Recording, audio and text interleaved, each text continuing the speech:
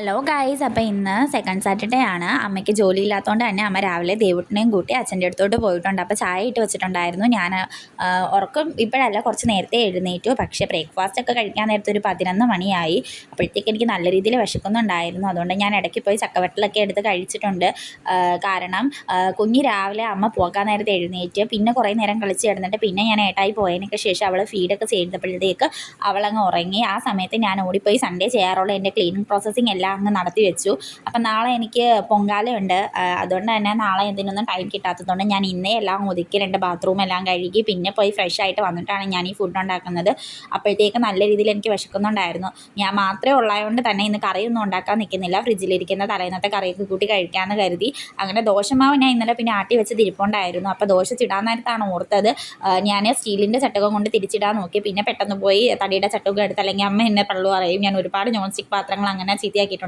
ഇടയ്ക്ക് ഞാൻ പോയി കുഞ്ഞിനെ നോക്കുമ്പോൾ കുഞ്ഞി നല്ല ഉറക്കമാണ്. ഇങ്ങനെയൊക്കെയാണ് അവൾ ഉറങ്ങുന്നത്.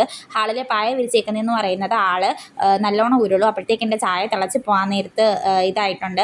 കുഞ്ഞിനെ ഇപ്പം നമ്മൾ ഉറങ്ങി കിടക്കുമ്പോൾ കട്ടിലിൽ കിടത്തുമ്പോൾ പ്രശ്നമില്ല. പക്ഷേ ഉണർന്ന് നമുക്ക് അവളെ കട്ടിലിൽ കിടക്കുന്നത് റിസ്ക്കാണ്. അതുകൊണ്ട് തന്നെ ഹാളിൽ പായ വിരിച്ചിട്ടാണ് ഞാൻ ജോലിയെല്ലാം ഒതുക്കുന്നത്. അപ്പം ഇങ്ങനെ രാവിലെ എൻ്റെ കിച്ചൺ ക്ലീനിങ് എല്ലാം കഴിഞ്ഞ് ഞാൻ ബ്രേക്ക്ഫാസ്റ്റ് കഴിക്കാൻ പോവുകയാണ്. വീഡിയോ ഇഷ്ടപ്പെട്ട എൻ്റെ ചാനലൊന്ന് സബ്സ്ക്രൈബ്